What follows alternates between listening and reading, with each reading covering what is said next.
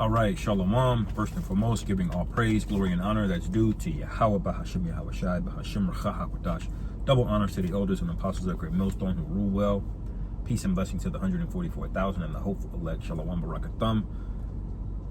The title of this is Ready or Not, Here He Comes. Okay?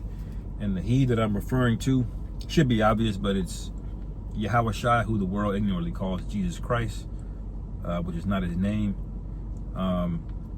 Who is not a stringy-haired, blue-eyed, sodomite-looking individual. All right, he's a so-called black man with a very austere countenance, who, when he returns, is tasked with doing the inverse of what he did the first time that he came, which was what? To preach the gospel and to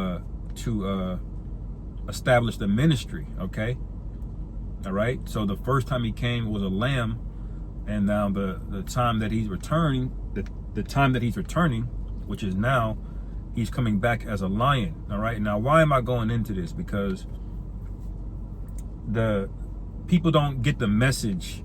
Okay, when they see things going on in the news, they're still walking around aloof.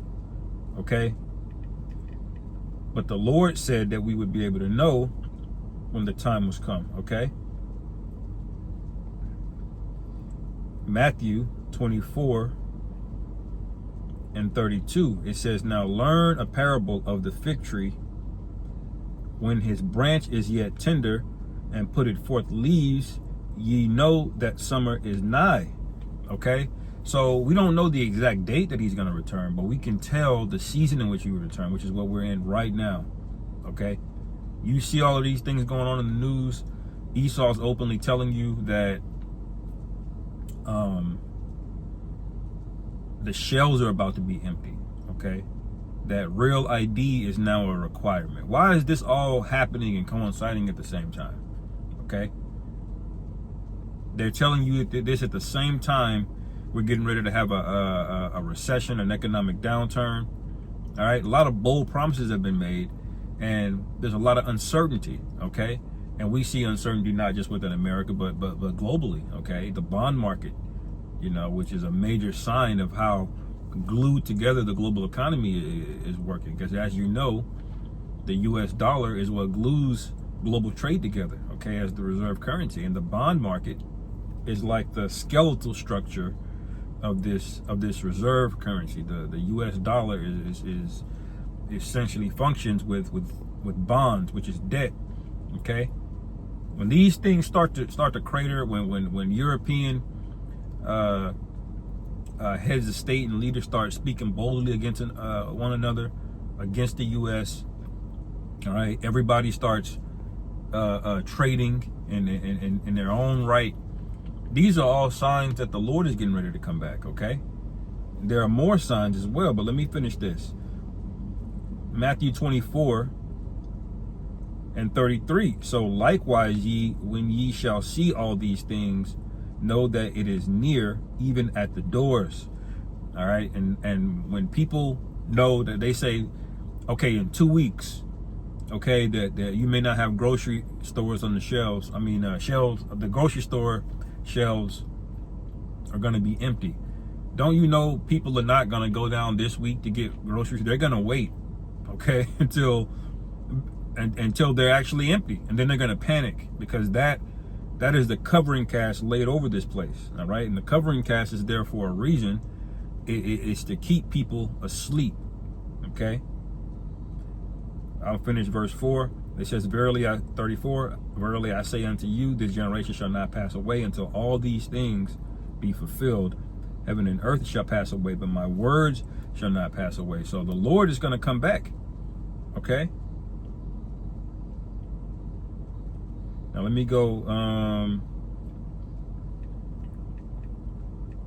Revelation chapter 1, verse 7. It says, "Behold, he cometh with clouds, and every eye shall see him, and they also which pierced him, and all the kindreds of the earth shall wail because of him. Even so, amen." Why are they going to wail? Because everyone's heard of the Lord. They know who he is. They actually know the prophecy that he's going to return and he's gonna return from the heavens. Okay, there's a spirit, there's a cardinal looking at me. Okay, he's gonna return. Okay, everybody knows this. Whether you're a Muslim, you're a Christian, you're a Buddhist, everybody knows this, but they don't consider it, right? Why?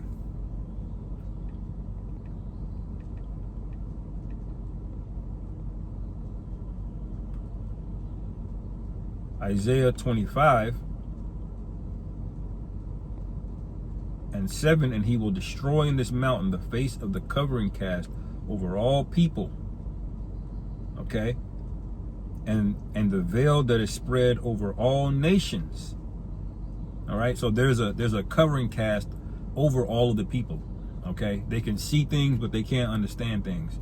They can hear things, but they can't comprehend it. You know, it can't sink in, you know. Let me get this real quick.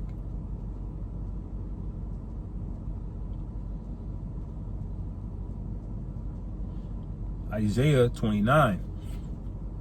Okay. Man.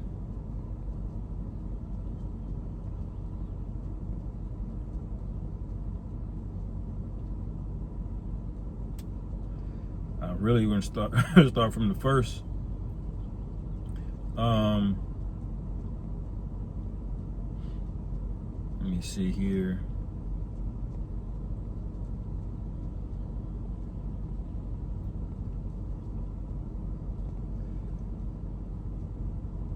Yep, I'm gonna start at verse 2 and go down.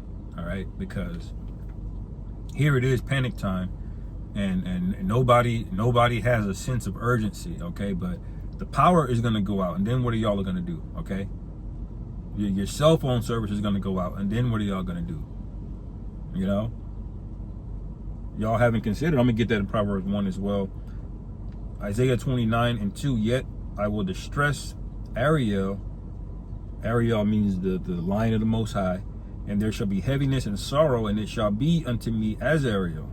Okay, and I will camp against thee round about, and I will lay siege against thee with a mount, and I will raise forts against thee, and thou shalt be brought down, and shalt speak out of the ground, and thy speech shall be low out of the dust, and thy voice shall be as of one that hath a familiar spirit out of the ground, and thy speech shall whisper out of the dust. All right, this is speaking about us who are rebellious, getting into a low estate, because we basically have made a covenant with the heathen. All right, and we've partaken in the ways of the enemies of the Lord. Okay, it says verse 5, moreover the multitude of thy strangers shall be like small dust, and the multitude of the terrible ones shall be as chaff that passed away.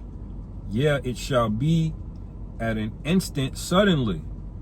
All right, and why is it going to be an instant? Okay, so on one hand, the Lord is saying, okay, there are going to be signs to see this and this and that, but at the same time, it's going to be suddenly. How is it going to be suddenly if there are signs? Let me go back that up. 1 Thessalonians. Okay, how is it going to be sudden destruction? Yet the Lord gave us signs. Why? Because he spoke in parables in the ancient world for a reason. Why did he speak in parables? Because there were some people he wanted to get it, and some people he didn't want to get it. Okay? That is that simple. And that's why people are gonna see the signs but not realize what's going on. That's why it's gonna be sudden. 1 Thessalonians 5 and 1, but of the times and the seasons, brethren, ye have no need that I write unto you, for yourselves know perfectly that the day of the Lord so cometh as a thief in the night. Okay, how is it going to come as a thief in the night if we're being warned, if we have signs, if we know the season that we're in? It says, for when they shall say peace and safety, all right, then sudden destruction cometh upon them. So when Apostle Paul is writing, it says you yourself. So there's an audience. Okay, it's not talking about all the Greeks. The Thessalonians that he wrote to, it was a particular group of people. That's why he said in verse 2, for yourselves know perfectly that the day of the Lord so cometh as a thief in the night. For when they shall say peace and safety, then sudden destruction cometh upon them. Who is you? Who is yourselves and who is them? Okay? There's a delineation of audience here, okay? It says, then sudden destruction shall cometh upon them, as travail upon a woman with child, and they shall not escape. Because a woman knows that she's pregnant, right? But she doesn't know exactly what day she's going to give birth. When does she know that the baby is coming? Okay, her water breaks, she goes into labor, and she starts experiencing contractions and pains. Okay, that's what's going to happen to these people. Okay, but once the water breaks, the baby's coming. Okay, that's what these people don't get. You're not going to be able to undo the pregnancy. Okay, it says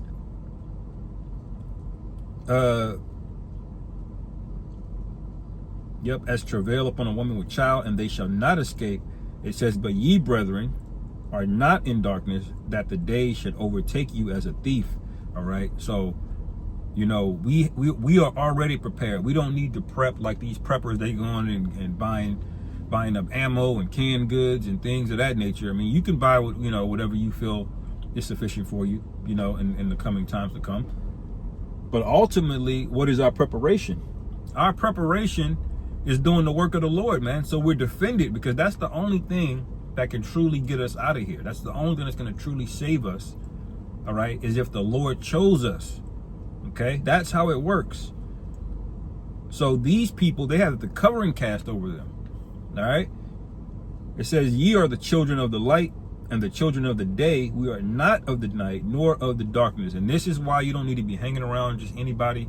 You don't just trust your time and your energy around people that have a heathen mindset. Okay, even if they are an Israelite. Okay, you don't just hang around anybody. You don't just give your time and energy to anybody, man. You don't just lay down with any woman. Okay, you don't just start having conversations and small talk, and small talk is whatever. You do what you got to do to blend in. But you don't need to be divulging a lot of information, telling people what you're up to. You don't need to be hanging around them. You ain't got to go to every work event and have a drink. Okay, there's got to be a spiritual separation, because the Lord is going to separate people regardless. So you might as well get ready. Okay. It says, therefore, let us not sleep as do others, but let us watch and be sober. That's important. Therefore, not let us sleep. Let me go back to Isaiah 29. Okay, keep in mind the word, let us not sleep. Okay, and it says, Isaiah 29:6, thou shalt be visited of the Lord Yahweh with hosts with thunder, and with earthquake, and with great noise, with storm and tempest, and the flame of devouring fire. All right, so these are, Esau will call them natural disasters. But this is really the judgment of the Heavenly Father. Okay, and it's all going to end in a grand finale. Okay, which is thermonuclear destruction. Okay,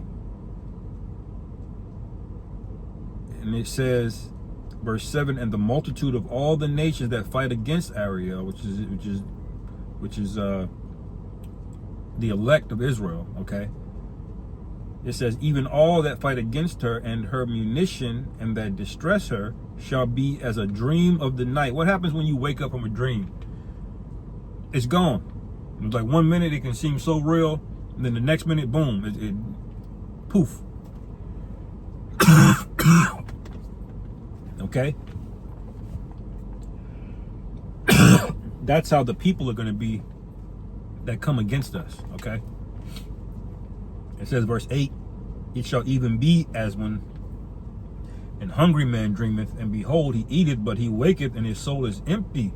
Okay, or as when a thirsty man dreameth, and behold, he drinketh, but he awaketh, and behold, he is faint, and his soul hath appetite. So shall the multitude of all the nations be that fight against Mount Zion.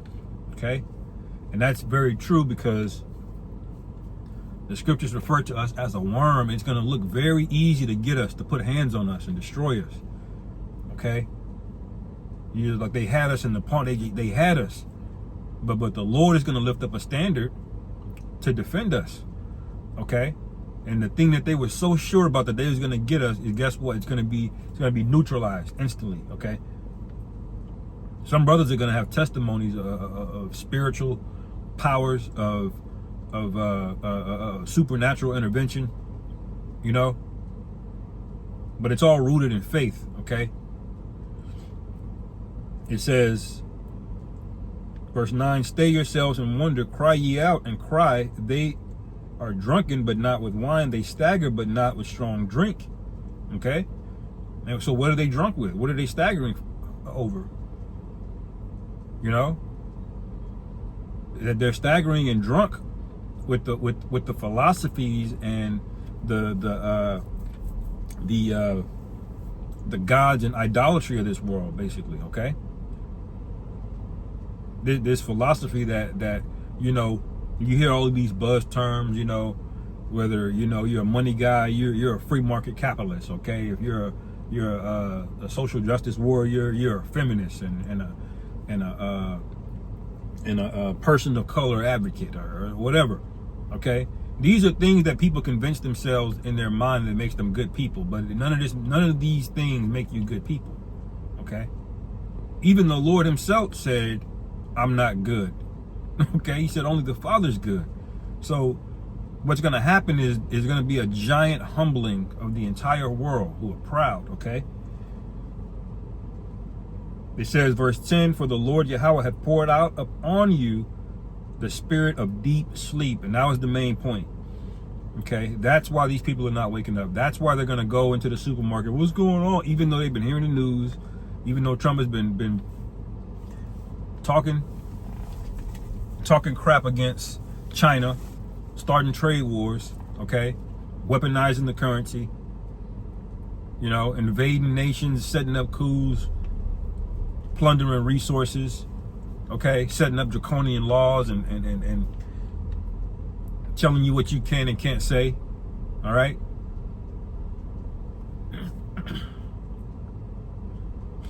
It says, well, that was the main point. So there's a lot of judgment getting ready to come to America, man. Okay. And whether you like it or not, the Lord is on his way back, and he's pissed off. Matter of fact, I brought this out yesterday.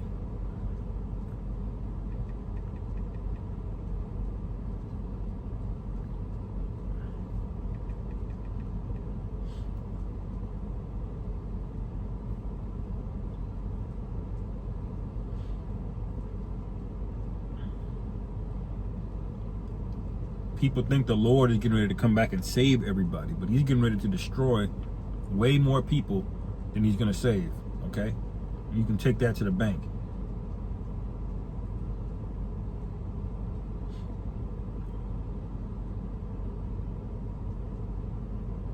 Let me see,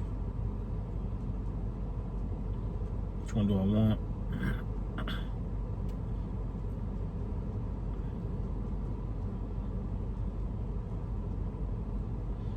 I'll just go to it. Luke 12:49. It says, matter of fact, I'll go to it. Yep, it's quick. Luke 12:49. All right, it's red letter. It says, I am come to send fire on the earth. All right, so that's why the Lord is coming back. That's one of the primary reasons. He's going to separate the wheat from the tares. Okay, he's going to gather up his elect into the barn, and he's going to send fire. Okay, that's why he's coming back. He says, and what will I if it be already kindled? So it's going to be a lot of chaos going on before the Lord returns. Okay, he also said that in Matthew the 10th chapter. Okay,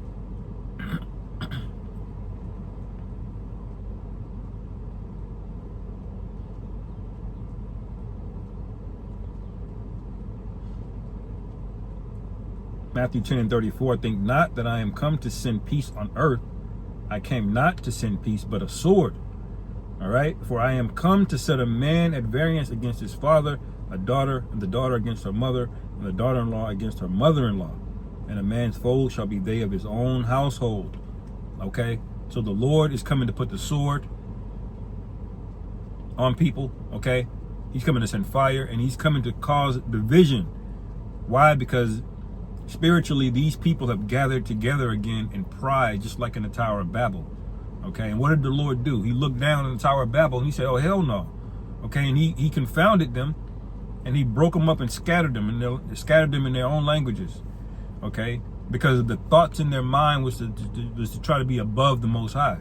Okay, which is an open act of rebellion. Okay, and many of these individuals at the time of the Tower of Babel saw the damage that the flood had did. Okay, you got to remember the Nimrod and all of them. They were the grandson. He was the grandson of Ham. Okay, and Ham was literally on the ark.